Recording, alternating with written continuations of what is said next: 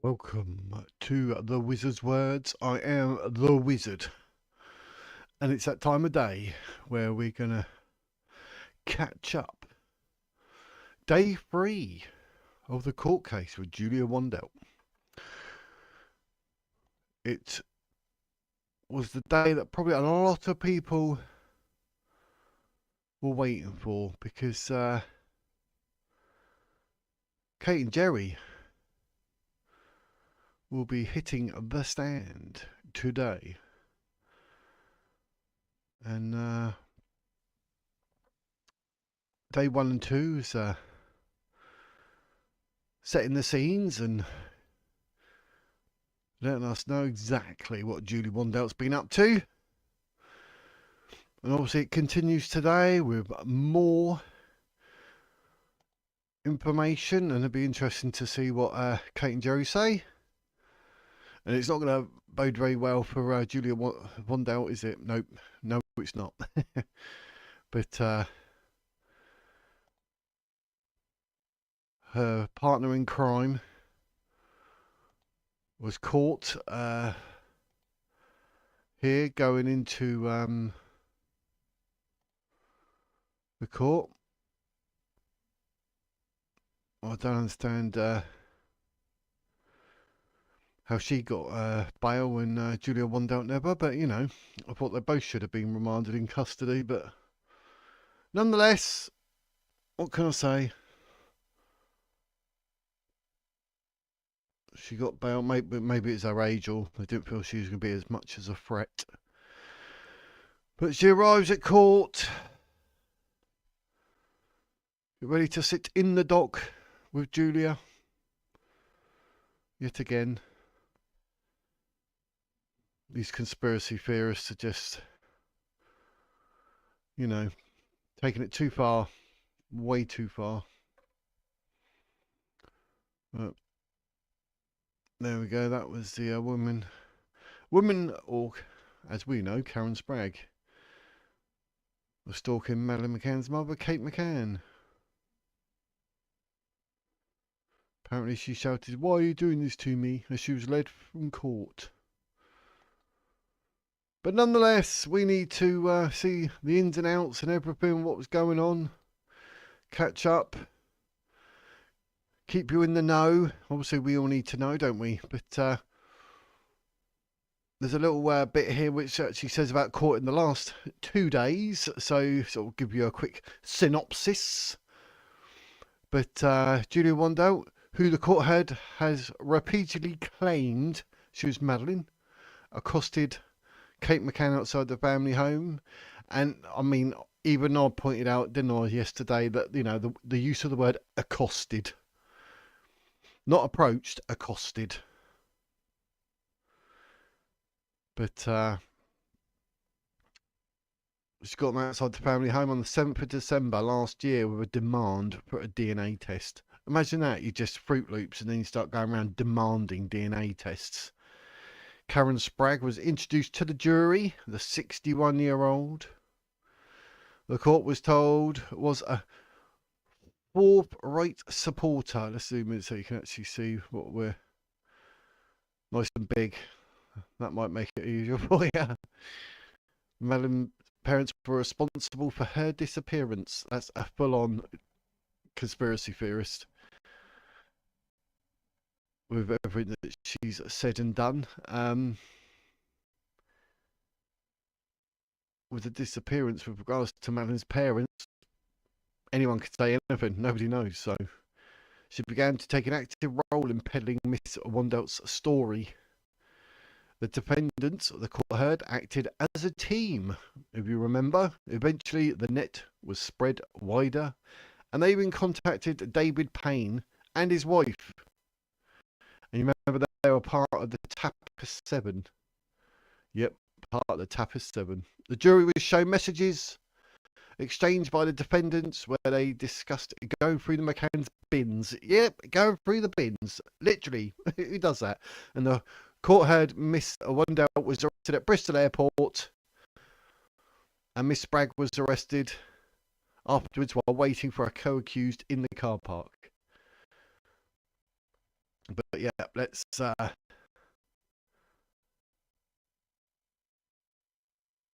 move on. How are we all doing? You remember Too Snappy? Hey, hey, Too Snappy. Welcome to the Wizard's Words as a member. You are in the Wizard section. I hope you're well. Thank you for popping in and becoming a member. Are you sure it's my mic? Sure it's not me cracking up? I hope not. This is a new microphone. How dare it crack up?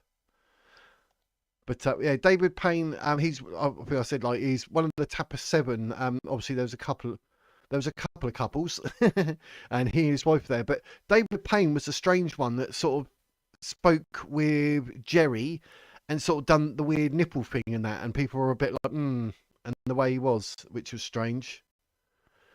So, am I glitchy?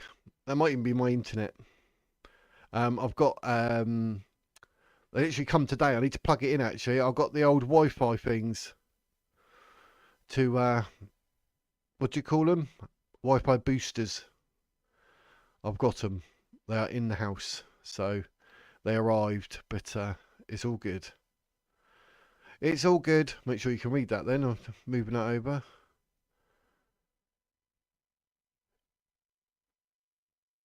I think David Payne was a doctor. Let me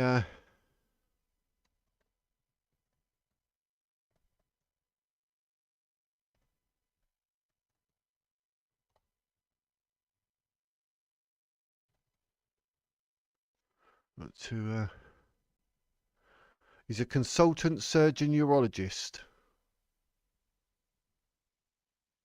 Oh, that's not the right one, actually, I don't think. I think I jumped the gun there.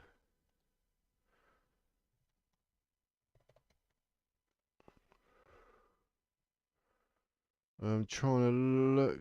I thought it was a colleague of some description, but oh, nothing's come straight up. It's annoying, isn't it?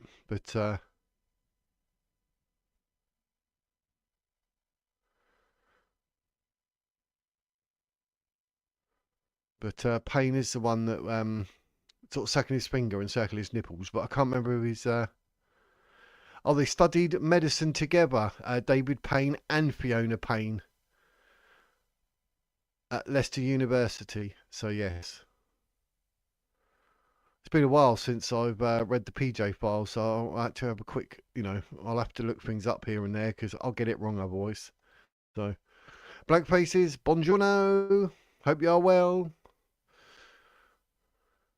I take it you'll be live all day today. I did pop in for a bit. I watched a bit, and then obviously I had to do all my stuff, get ready for my 1 o'clock news stuff, and then get ready for this. It's been all go today. I haven't stopped.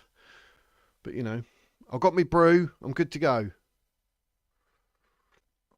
We'll get through and see what's been happening in the world.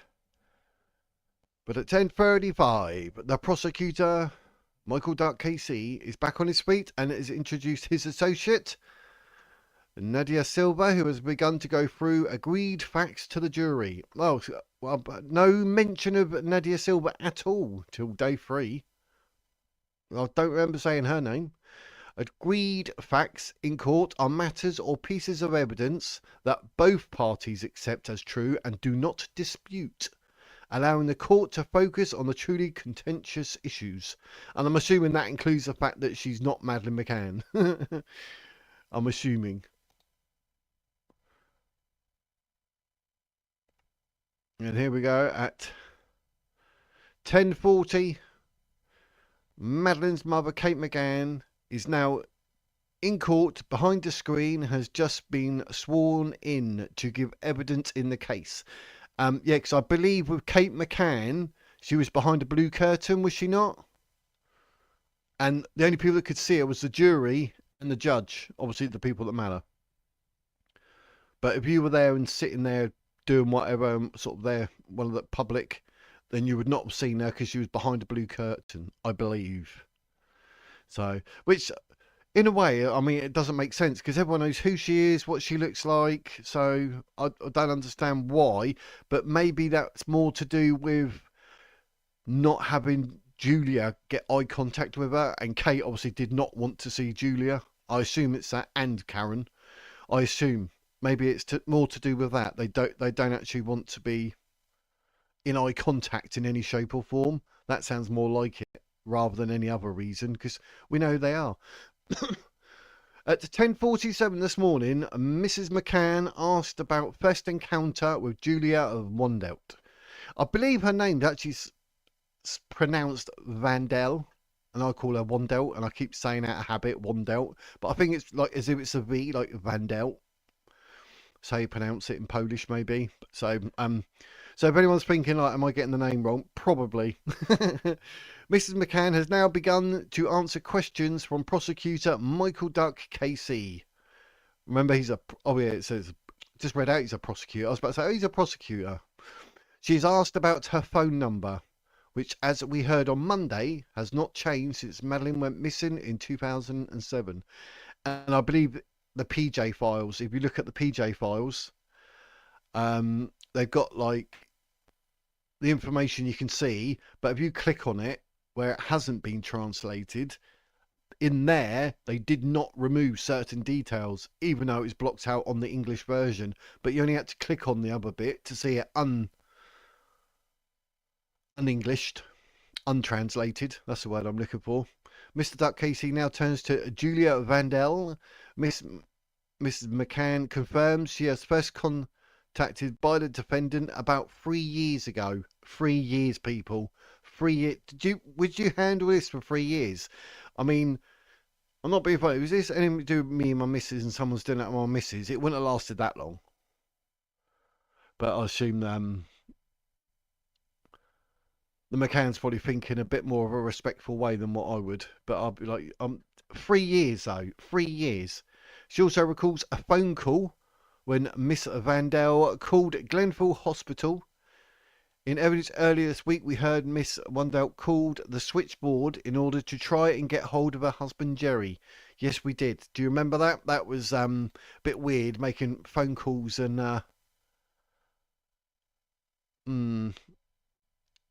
I mean, the fact that it's all been proven, it's strange that this even goes to court, because like... There's no get out of jail free card for this one. The evidence, to me, like even reading this and they're saying like, yeah, we've already said this, we've already said that. You're like, wow, where are you going to go from there, really, if you're Julia Wandelt? Because the first thing that the prosecutor said, Mr. Michael Duck, was like from the get-go, let's all be on the same wavelength. We all know and understand that Julia is not Madeline McCann. I mean, that was literally the first thing. And then we had how long? 5 minutes? Because obviously Julia started crying, truth hurts and all that. So they're literally from that. But anyway, 10:58. The defendant contacted Find Madeline website. The court heard how Miss Wandelt contacted the Find Madeline website, but Mrs. McCann told the jury a web admin protected them a little bit and details were not relayed. Which is probably a good thing because they don't need to be. I remember being told she tried to join various groups and forums, Mrs. McCann said. See, that's awful. You'd be like, no matter where you go, what you do, and obviously you need to try and keep the case relevant as well because you want to find your daughter and find out what happened. You'd literally be like, I can't because I'm just going to get told left, right and centre that obviously Julia Wandelt is there. It's nuts. Absolutely nuts. I remember being told she tried to join various groups and forums. She added the first direct contact she had from Miss Wandelt was in the early part of last year. She added between 2022 and 2024. Officers involved in Operation Grange, the Met's investigation into the disappearance, kept them informed that Miss Wandelt still believed she was Madeline. Which is weird because she literally came out and said she wasn't. And she apologised to the McCanns and everything. She said, sorry, my bad. And then she decided to carry on. So, How you doing, Electrodoc? I now have the Brave at the bottom of my toolbar. The t-shirt. Julia is not Maddie. Available at thewizardswords.com. As well as all the wizard merch. But yeah, it wound me up that much. And people kept saying and giving me insults and everything, going, Julia is Maddie. So I actually got a t-shirt made saying, Julia is not Maddie. And it's up on thewizardswords.com. I know for a fact I've got one, so I've sold at least one. At 11:04, the court has now turned to January 2024 when the jury hears Miss Wandelt contacted Amelie, Madeleine's sister, who's now 20. Look, why would you even bother contact? The whole thing really is to do with Kate and Gerry. So why is she contacting, say, Amelie or even Sean? Like to try and work her way in. Knowing full well that Julia knows she's lying. She knows who she is. She just doesn't like who she is. So she's doing this, that and everything else. So how does that work? Miss McCann said she was not aware of this, but found out about it later on, she told the court. I bet she was fuming. She added direct communications from the defendant to her started on the 13th of April 2024. One message read, I never lied to you. I'm not crazy. The media made me look crazy. If someone says, I am not crazy, you know there's a chance they probably think they are crazy. Another read, I don't want money. I only want one call. Yeah, 999. But she's lying to herself. And as we all know, like there's got to be an element of something. Do you think mental health? I don't know if you actually want to call it crazy, but would you call it mental health? Maybe at a stretch. The evidence so far, 11:08 over the past 2 days, has heard about repeated messages Mrs. Wandelt sent to McCanns over an extended period of time. When asked about the first initial contact, Mrs. McCann said, I didn't respond, I didn't want to engage. Well, you wouldn't, would you? You have an absolute Fruit Loop claiming to be your daughter. I mean, where do you go from there? There's no way you'd want to engage in conversation in any shape or form. A voicemail sent to Kate McCann from Julia Wandelt is played to the court at 11:11. In it, Mrs. Wandelt said, if I am her, then everything should be okay, but if I'm not, which you probably think, then I'll leave you alone. I know my accent is Polish because I live here. I'm not pretty like Madeline, but I know what I know and what I remember. Please give me a chance. You don't give up on your daughter. I'm not crazy. But it is crazy. That is literally crazy. So I know my accent is Polish. Why would you put, I'm not pretty like Madeline, but then you're literally saying that you're not Madeline. I'm not pretty like Madeline. You would have said something else. So she's literally saying that she's not Madeline there.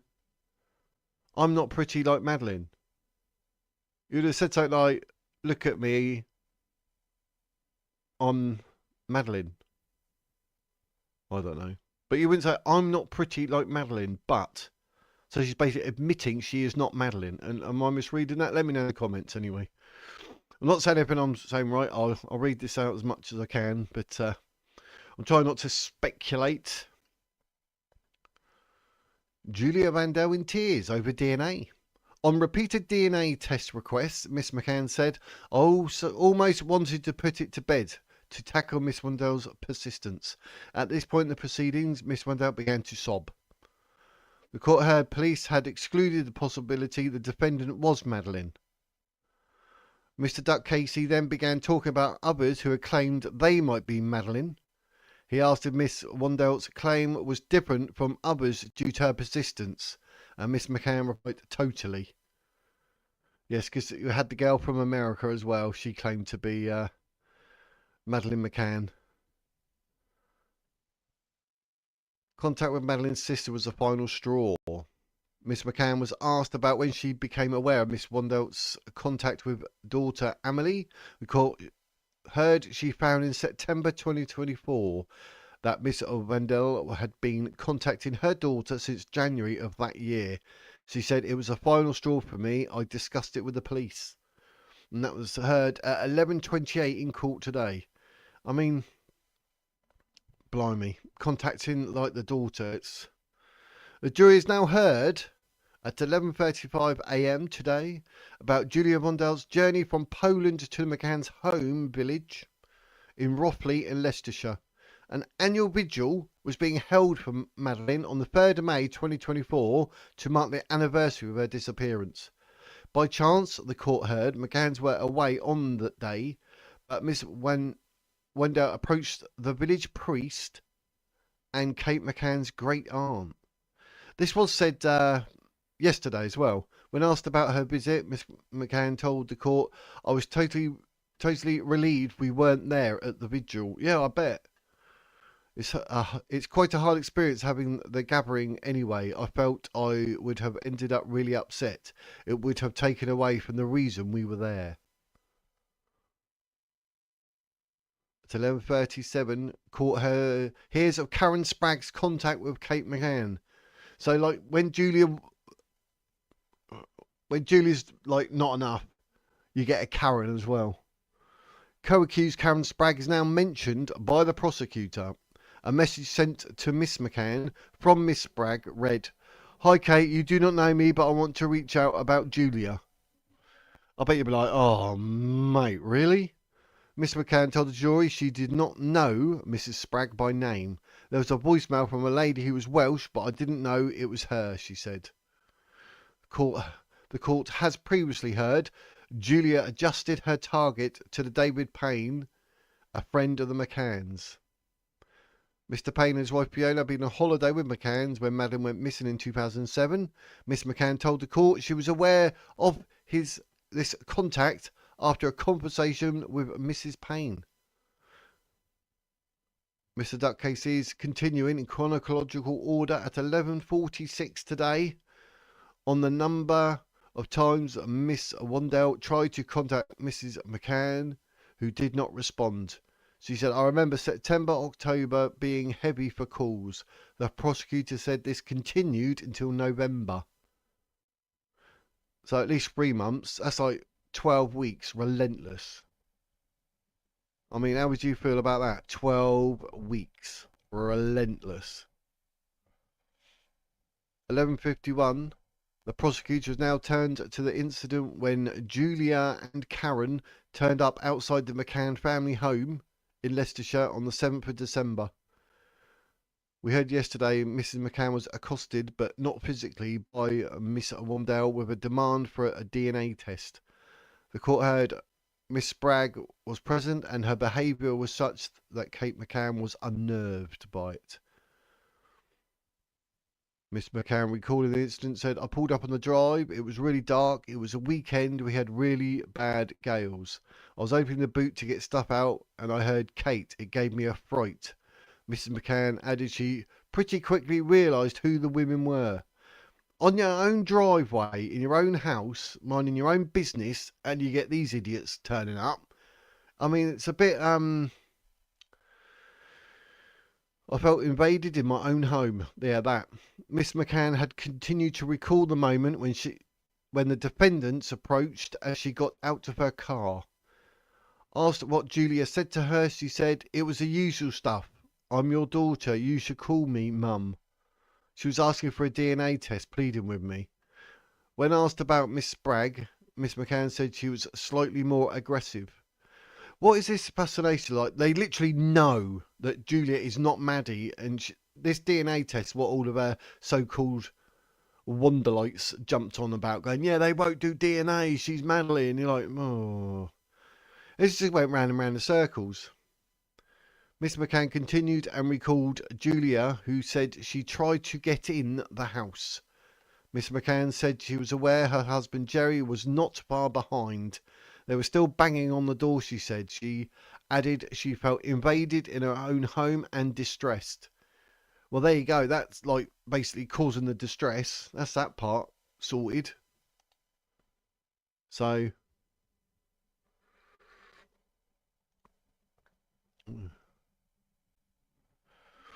yeah, I did, mate. But then I think Blank Face is doing it all day, so people watch that. They're probably not interested in doing this, so maybe they've heard it all day from Blank Faces, maybe. So my roundup, but the thing is, I'm not sitting there and waiting for bits and bobs to come through and that. I like to just like by the time I get to the end of this, today will be wrapped up, so we get to go through and not have to keep stopping and say wait, like because like 12:07 and then it up here it'll be 12:10. Like, it's 3 minutes there. 12:02, 11:51. That's 11 minutes. Do you know what I mean? There's all these time gaps, and you're just like, what do you talk about? I mean, I know I can talk like the best of them, but at 12:07, jury told of moment Gerry McCann arrived home. Yes, and we know that they were still there. Yesterday, we were told of an audio recording in which Madeline's father, Gerry, can be heard asking the defendants to leave the premises. See, surely that's even trespass then. Once you've asked someone to leave and they refuse, that's trespass. Miss McCann, who was given evidence at Leicester Crown Court behind a screen, told the jury she heard her husband interacting with them but couldn't hear details. She added, after Mr. McCann came inside, there was more banging on the door, but the defendants left after 10 minutes. Oh, here we go. So you can... In full, the letter posted through the McCann's door. We're now hearing about the letter, which the court heard was from Julia to Mrs. McCann. That was posted through the McCann's door the day after the face-to-face meeting on the 7th of December. It read, Dear Mum. See, that alone, I wouldn't have read the rest. You should just binned it. I mean, saying that, you need it for evidence. I'm so sorry for causing you so much distress. So she's admitting she's causing the distress. But when I saw you yesterday, my emotions were strong. I felt a close connection to you. I don't like seeing you upset. Yet she just starts banging on the door. All I want is to find out the truth. I have memories and I have gathered a lot of evidence supporting my case. A lot of it is just been fabricated out of nothingness, manipulated photos. Ignores anyone that actually proves that she isn't Madeline. That's what she's like. I think that inside your heart you believe and know who I am. I am your daughter. I don't understand why you don't want to do a DNA test with me. I think you are scared, but whatever makes you scared, just remember that you are stronger than that. Yesterday I heard a lot of care and love in your voice. I hope you will find a way to contact me. The letter was signed off with Madeline X. Kiss. That is worrying. That is worrying. I mean, can you imagine getting a letter like that? I mean, what do you think? Let me know in the comments. 11 minutes past 12. Letter was really distressing. Miss McCann was asked about her reaction to the letter and the fact it was signed off with her missing daughter's name with a kiss. Yeah, well, I mean, it's sick. She told the jury, I think this is an example of the thing that was upsetting me the most. Miss McCann said reading the letter was really distressing. Oh, I mean, there's no word for it. I mean, she literally, and the way she signed off and all that, and that's all manipulation. It's just horrible. At 12:15, Kate McCann's evidence now turns to her recalling being added to WhatsApp groups in February this year. Wow. Yesterday we heard that the defendants continue to make claims about the McCanns, their involvement in their daughter's disappearance, including a WhatsApp group that Miss McCann's number was added to. I would get added and remove myself and get added again. I was conscious of it going on. She said other people were involved in the WhatsApp group and were calling for a DNA test to be carried out. It just felt a bit out of control. I didn't want any involvement at all, she said. I mean, if that's not any type of like harassment or whatever, I thought Julia's behaviour indicated she might have mental health problems. Indeed. Mr. McCann has recalled some messages in the WhatsApp group about Julia saying she was depressed. I did actually feel guilty, Kate said. I always thought Julia's behaviour indicated she might have mental health problems. I think even when it was going on, like last year and that, we were saying things like that. Without a doubt.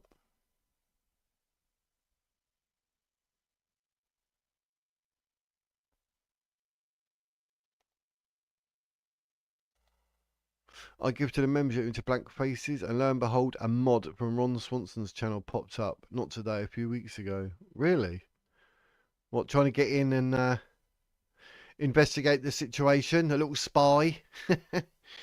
Ron Swanson's a weirdo. There's something about him. I think I said yesterday as well. Something about Ron Swanson. But then the same with Sean Atwood. I mean, I'm not too sure. Like I say, I unsubscribed. I'm not too sure how to take either of them. I don't think Ron Swanson's all that in a bag of chips. He's just like jumping on the back of Sean Atwood, wasn't he? 12:20, and Mrs. McCann's children have had a lot to deal with. Kate McCann said since the arrest of the defendants, her stress levels had gone down. I bet, because she's not going to be accosted. She added she didn't want anything like this to put extra focus on Sean and Emily. What they've had to deal with, and still have to deal with, is a lot, and we tried to keep that to a minimum, Miss McCann said. I bet they do. You've got to protect your kids.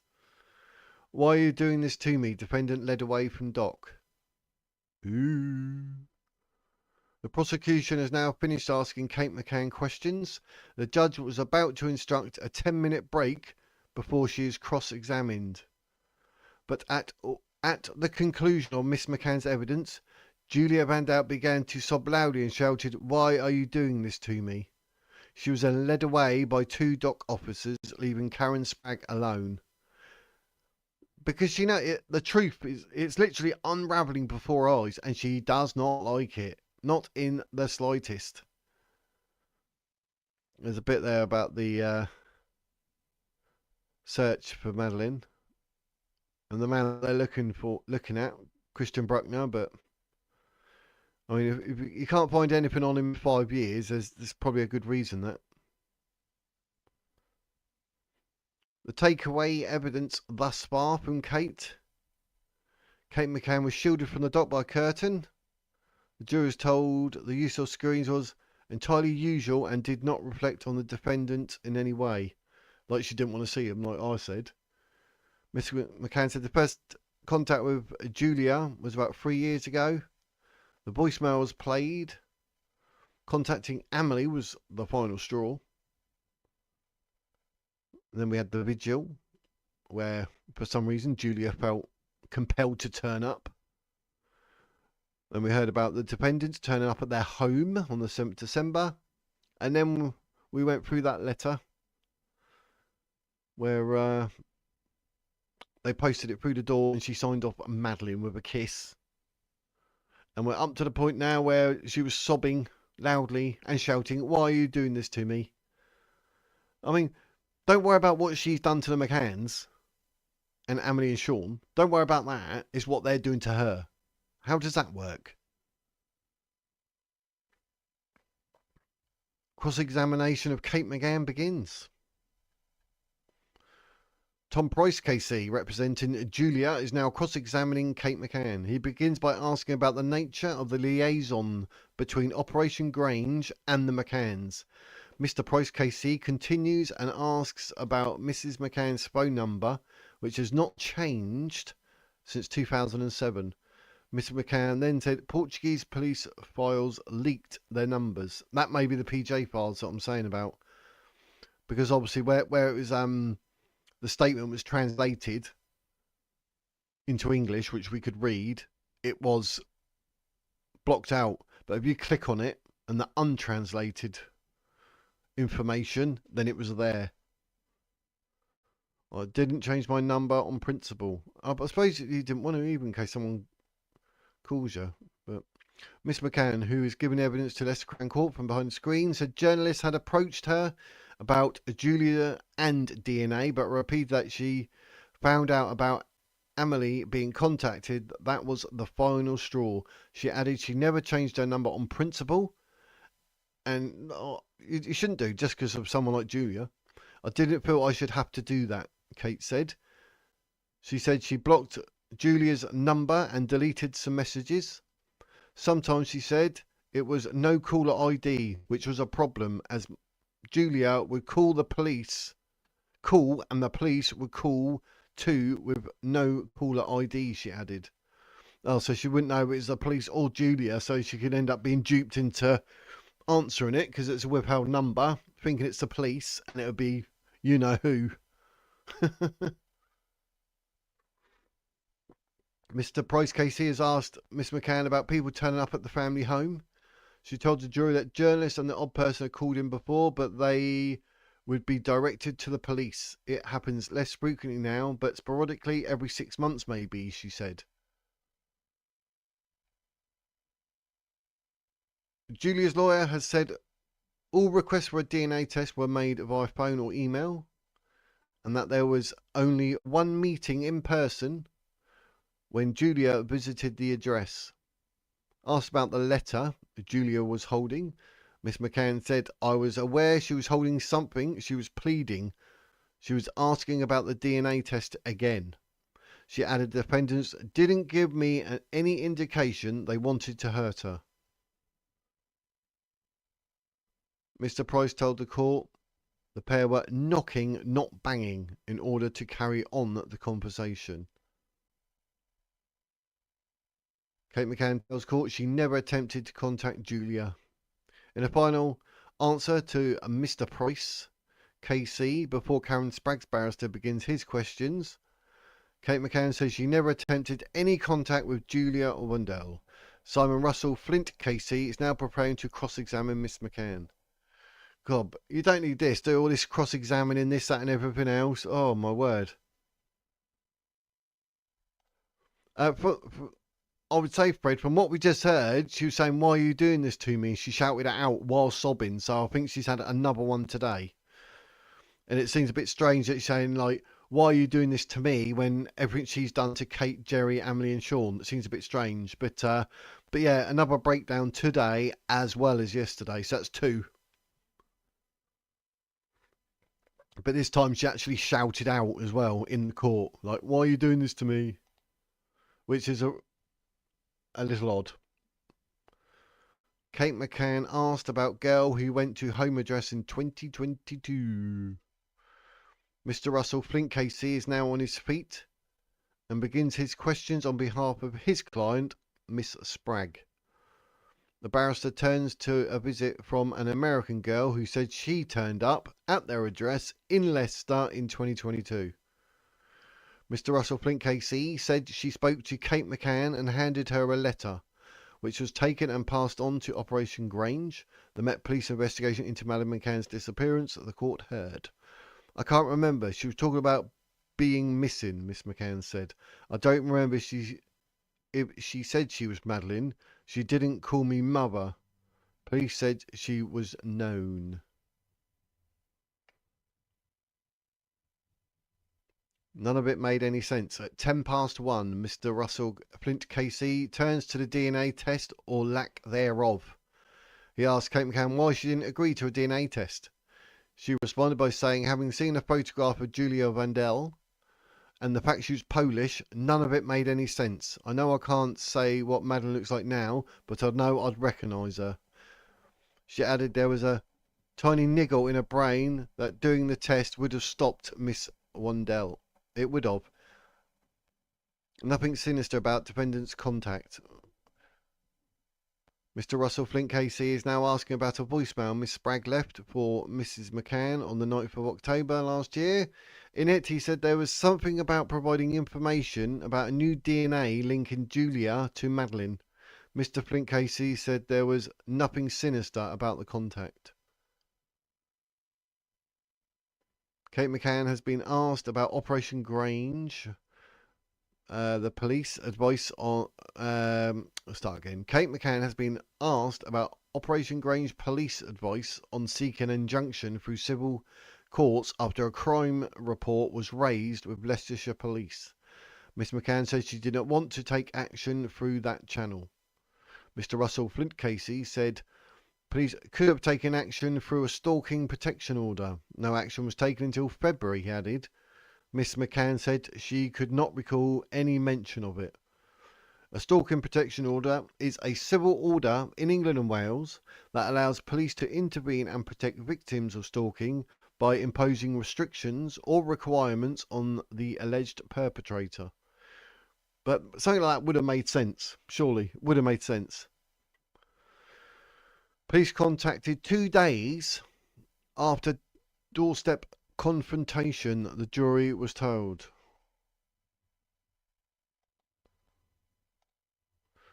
Miss McCann is now asked about the confrontation on the doorstep where both defendants travelled to their address on the 7th of December 2024 to demand a DNA test. Mr. Russell Flint Casey said Miss Spragg said words to the effect of take the test if you want to find out. Miss McCann said it was aggressive and that Julia had asked Miss Spragg not to speak to her like that. The police were only contacted 2 days later by the McCanns, Mr. Russell Flint Casey added. Prosecuting lawyer Michael Duck Casey is back on his feet and has checked the dates Miss Wandelt was reported to the police. He said the police did offer investigative solutions and left a lot of decision making with the McCanns. Kate McCann is thanked by the judge and has been told she can leave. We're now breaking for lunch with proceedings set to resume at 2:30. And that was at 1:30.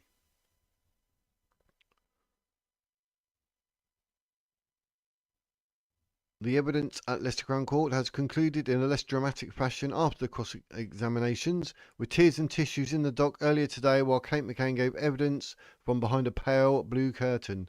She repeatedly spoke of her will for the matter just to be over with.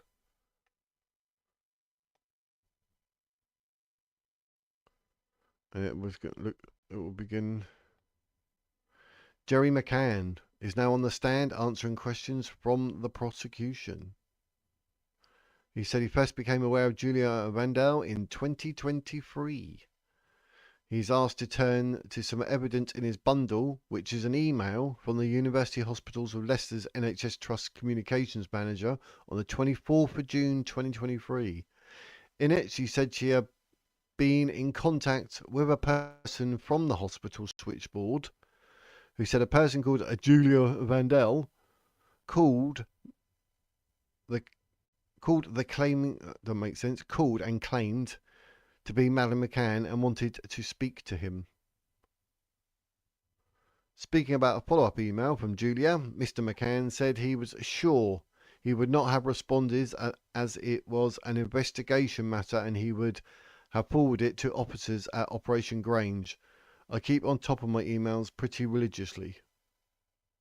He does look the sort of he's probably very organised. Mr. McCann was very confident picture of defendant was not Madeline. Mr. McCann is asked about media attention Miss Wandelt garnered in 2023. We've become aware of a lot of noise around Madeline's case. We heard murmurings from social media. We weren't on it, but we heard about it. He added it was when a photograph was sent by the police liaison that he became fully aware of Julia. Mr. McCann added the police told him, this is a girl who's been in contact who thinks she's Madeline. We're pretty confident it isn't, but could you look at the picture? He said he was very confident just by looking that it was not his daughter, which you'd know. At 3:08, when asked about the messages to his daughter Amelie from Julia in early 2024, he said he was not aware at that point and added, it makes me quite sad to know Amelie didn't tell us about these. He added he was aware of Julia contacting his wife in summer last year, possibly earlier. He told the court many times the phone would ring and ring and ring with no caller ID. His wife was obviously very distressed, irritated, irritable, struggling to concentrate. Mr. McCann told the court he did on one occasion answer the phone. He said, I can't remember the exact words, but I said something like, you're not Madeline. I made it clear these were unwanted calls. The fact is she just kept calling. I mean, what is it in Julia's head? that's telling her, that's making her think this. Absolutely crazy.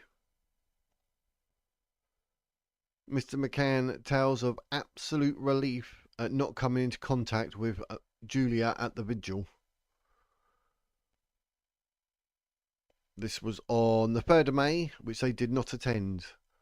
One date I can be certain of for sure. We'd been on a short break and we were really debating, knowing we'd missed the vigil, but we really needed a break, so we went. He added, when they returned, he found out the defendant had travelled to the village. I know that Janet, Kate's aunt, had a long conversation with her, i.e. Julia, he told the court. Asked about missing the vigil, he said there were mixed feelings. We felt guilty where family and friends and relatives were showing their support for Madeleine, but we added there was absolute relief they did not come into contact with Julia. I bet. Letter and a box of wine found the day after vigil. Mr. McCann continues and said a letter and a box of wine were found outside their home the next day. He said he was not certain if the wine was from Julia or another source, and added that phone calls after this were unrelenting. We've now turned to the confrontation, and this was at 18 minutes past 3 when the court heard the defendants approached both Kate and Gerry McCann on the evening of the 7th of December. We had been at a swimming competition in Sheffield with our son Sean. My car was at the train station, which is why we arrived separately, Mr. McCann told the court. I spoke to Kate. She called me. It was a warning call that Julia and another woman were outside our property and accosted Kate on the way in. She was very distressed. Her voice, she was clearly upset. We all know when people are affected, and she clearly was. Well, recalling when he pulled up to the home, he told the court there was a small white car parked on the verge as you drive in. That was very unusual. 2 women were on the drive area. I was able to identify. I had been told by Kate it was Julia, but I had seen the photographs. It looked very much like the same woman. She had some papers in her hand, in a poly pocket, and her phone in her other hand.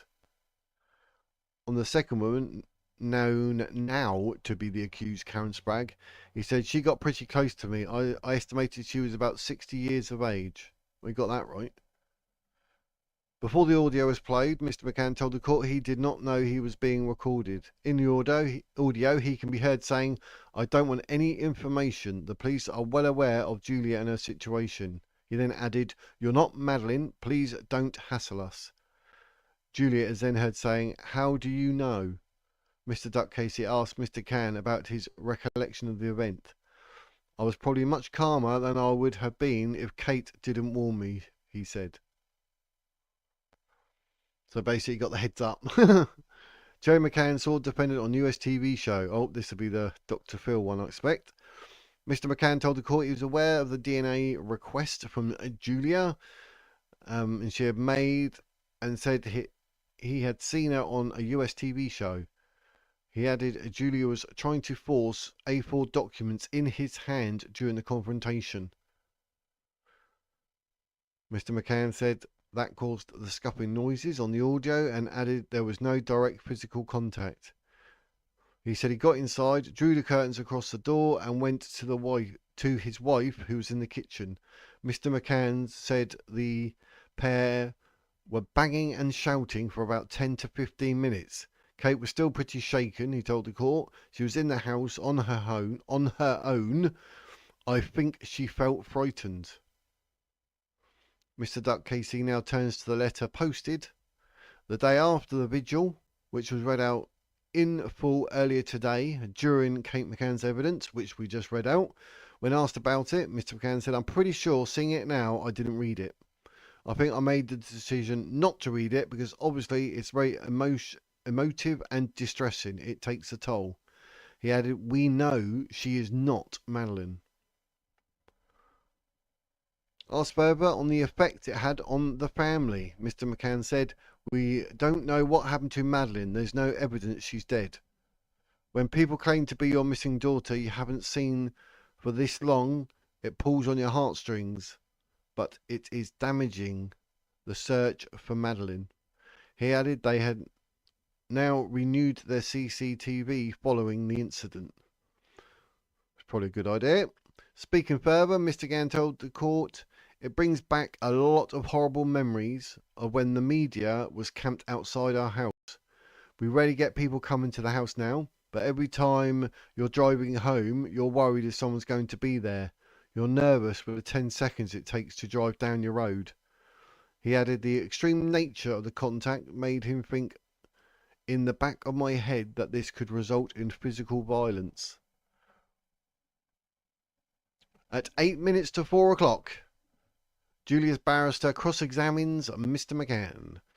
Tom Price KC for Miss Wandelt have started his cross-examination of Mr. McCann. He asked about personal details being made public following the disappearance of his daughter in 2007.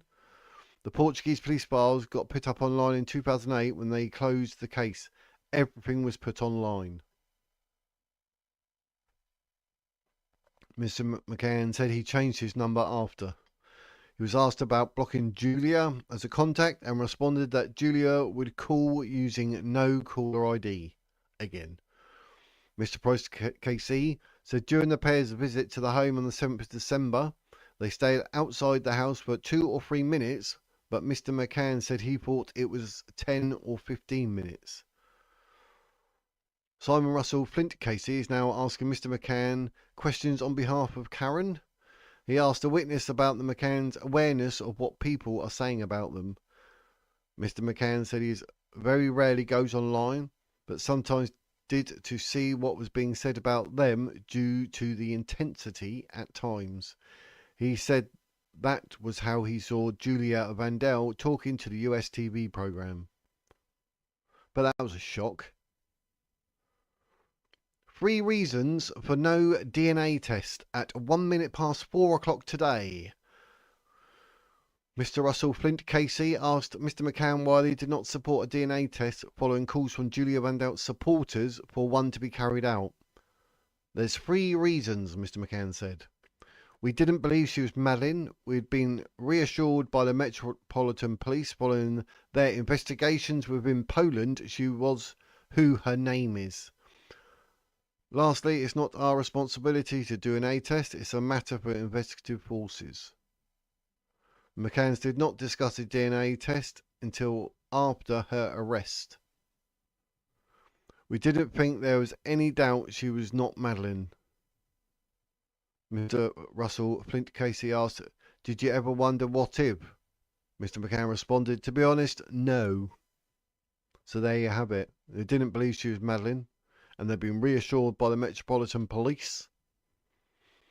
And it's up to the investigative forces to do a DNA. Karen Spragg spoke of cover-ups and conspiracy theories. Mr. Russell Flint KC said there was no shouting on the night of the encounter of 7th of December 2024. Mr. McCann said, I find that incredulous, sir. Prosecutor Michael Duck KC then asked a follow-up question about Karen Spragg and her manner on that evening. Mr. McCann said she was confrontational, accusatory, saying things that clearly weren't true about cover-ups and conspiracy theories. At 4:28, court rises for the day. The key takeaways from Gerry McCann's evidence. He first became aware of her in 2023 when she contacted the hospital. He was very confident a picture of the defendant was not Madeleine. Literally told her, you're not Madeleine, stop calling. And he was happy not to have seen her at the vigil. Kate was distressed.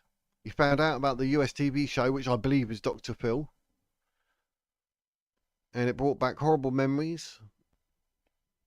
He laid out 3 reasons for no DNA tests. And Karen Spragg obviously spoke of cover-ups and conspiracy theories, because that's the way they roll.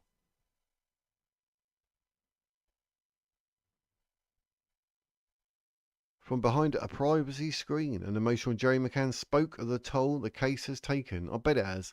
On Wednesday, both he and Madam McCann's mother, Kate, told Leicester Crown Court about the distressing impact of the persistent approaches of Julia, who believes she is a missing girl. Mr. McCann was told to take his time, as he said there was no evidence that Madeleine is dead, and that Julia claims were damaging the investigation. Julia and her co-accused Karen, 61, who the jury was told played an active role in Julia's approaches to the family, each deny account of stalking, causing serious alarm and distress to the McCanns between June 2022 and February this year. And there we go. That is the coverage thus far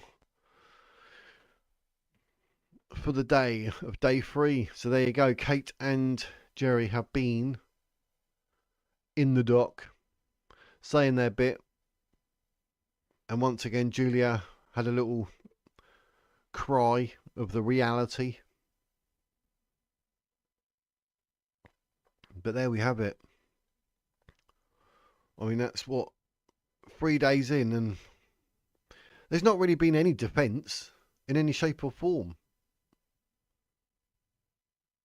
If I'm missing something, then let me know in the comments. But I mean, to me, it's all been a bit more about the prosecution, because they've not really rebutted anything that was said. Excuse me. And Julia calling out and crying, which is a bit strange during a court case. But maybe what Kate was saying, but more to do with mental health. But from what I think I heard, if I recollect correctly, that she was spoke to someone in prison with regards to mental health, but she was not put on any meds or anything. So maybe not. I don't know. But yeah, look, Julia is not Maddie. That's my t-shirt. I like to get my point across.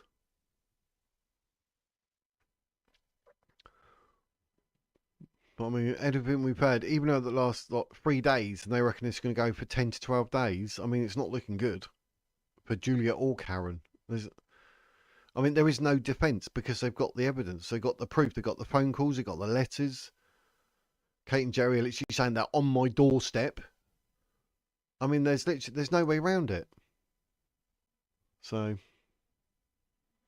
there we go. That is day 3 in court. I mean, there you go. I think I'm psychic and could do magic. I demand a DNA test with you. Wizard, yeah. Yeah, that's it. I mean, that's how it works now. As long because you think it must be so, innit? But I can do magic. I mean, my magic goes as far as when the missus is not happy, I can disappear. You know what I'm saying? Especially when I've done something wrong. I'm hiding, mate. But yeah, but happy days. But that is day 3. Day 4 tomorrow at 4:45. I'll keep going. I'll do this week, obviously, the first 5 days or whatever. I'll see how we go. Obviously, if I don't get the views, and there's no point doing it. But I'm fully aware. I think people see what they want to see during the day with blank faces. I didn't know she was going all day, every day. So people aren't going to be watching the same thing over and over. It's not going to happen, is it? So I'll probably do through till Friday. We'll do 5 days, and then what I'll do is I'll see how the views go, and then I'll probably do a roundup, you know, after sort of 2 or 3 days type scenario, rather than every day. Because I've got to delay my dinner for this, geese. Always, yep, you're right. The sequence is the prosecution will present their side first. Evidence, witness, question defendants, then the defence gets their turn. Yep, yeah, the cross-examination seem a bit weak. So, yeah, we could be bros, man. I was adopted, so who knows?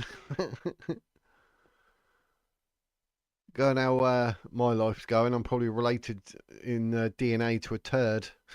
That wouldn't surprise me. Turd and turdette. But But yeah,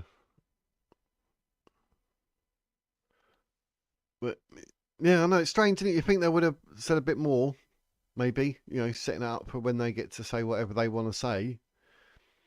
But nonetheless, but I suppose there's no ifs, buts, or maybe. If they go too deep, it'd make it look even worse for Julia and Karen because they literally have the evidence there, like phone calls and letters and everything, so they know exactly what's going on. It's there, and obviously there was witnesses like the aunt at Bloomin' the Vigil, etc. So maybe they're sort of doing damage limitation by not asking too much as a cross examination, and then they can say what they want when they need to. Who knows? But yeah, TV court, yeah. But not too sure the setup of this. I mean, I've not done a court case before. This is new. It's just that it's Julia and the fact that I know she's not Madeline and she bugs me. So, what have we told how many calls, texts in total? Well, they've mentioned that there was 60 calls thus far. 60. So I think I mentioned that Monday, maybe Monday or Tuesday. One of them, well, one of them anyway. They said there was 60 phone calls.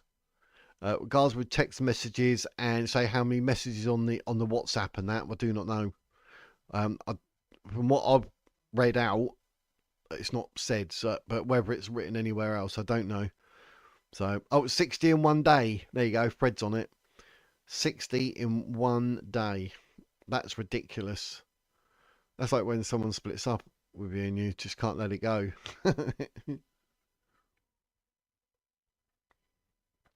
But what can you do?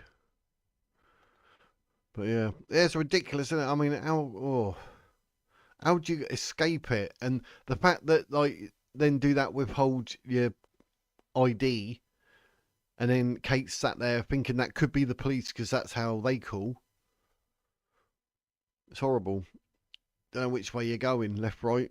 Should I answer it's the police? Oh no, it's Julia. Do you know what I mean? It must be awful, absolutely awful. But yeah, 60 in one day, you'd go crazy, wouldn't you? Literally just turn your phone off, surely. It comes a point, he says, there's no more, no more. But I think because Julia had Karen with her, sort of a partner in crime, sort of boost her on a bit. Then you got people like Sean Atwood, Ron Swanson, and all that are sort of flamming. I was going to say, the flames, fanning the flames. So I was like family. I don't know what. I just invented a word.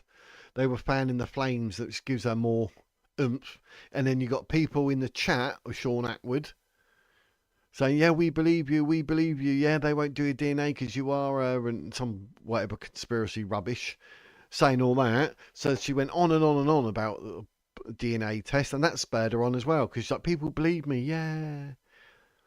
And then she goes to bed at night knowing full well she's lying. Because you look at Kate and Gerry and you look at someone like Julia, and the whole body, the whole composition of body is totally different. You can see they're not parents of someone like that. And you look at the physique of Emily and Sean, you know she is not in any shape or form related to the McCanns at all. So, and the police, like so, they've done their investigations in Poland and basically got the evidence there that proved that Julia was Julia, and that's okay. Do you know what I mean? It's absolutely crazy. So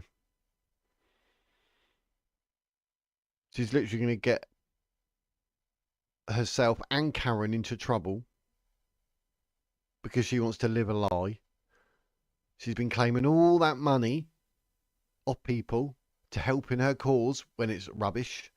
You got people on Facebook like that Robert Ingerzyla or whatever his name is that I've done a video on, thinks he's psychic and you can see that she's Madeline and that. That's how deluded they are. He's just as dangerous. It's absolutely crazy. And this could, like, not end well. Do you know what I mean? So hopefully this court case will nip it in the bud. There's no way after all of this, at the end of this court case, Julia can come out and go, yeah, but by the way, I'm Madeline. It's just like, it's not to be said. And no one's going to believe her. I will say that. There will be some, won't there? It's a conspiracy. The courts, like, they're hiding this and that, and the police haven't done this and that. But, yeah, I know. Imagine that. Like, you're coming home in the evening and you get a couple of crazy women on your door or in your driveway, and then they're banging at your door.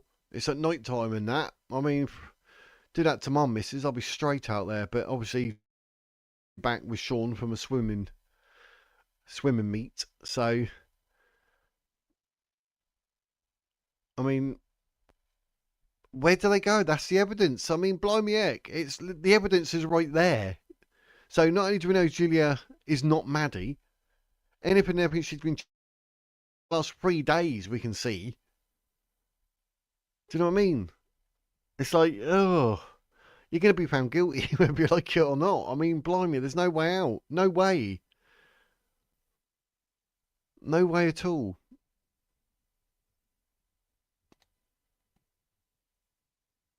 Don't get it.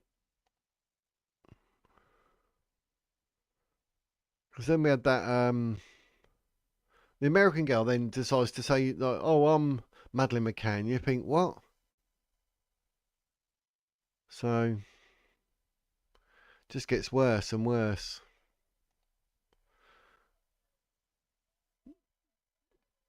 But yeah, even on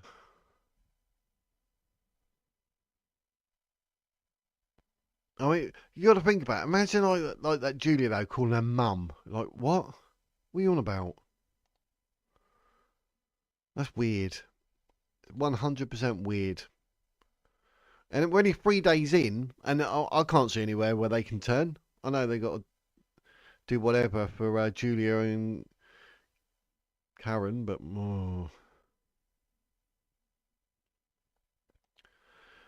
yeah, you'd think you'd have something put up, wouldn't you? Just to keep everyone out and for safety purposes. But maybe they're not going to need it now because Kate and Gerry will actually, like, through this get to the point where there's no way that Julia can claim anything. So hopefully that'll be it. She'll go back to Poland and end off, or serve her time if she gets banged up. Obviously, serve her time and go. Karen probably she could do with getting a bit of time just to give her head a wobble. Excuse me. Oh, I've had a weird day today, but I think they need to get the gist of it. I mean, in order to prevent anything happening after this court, from both to get a custodial sentence will probably be a good thing. That's what I think. I mean, they've done the letters, they've done the phone calls, they've done like the TV appearance.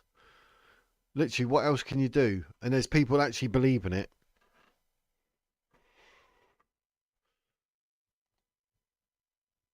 I don't know. Can you tell about look? I've had a French plait for a couple of days.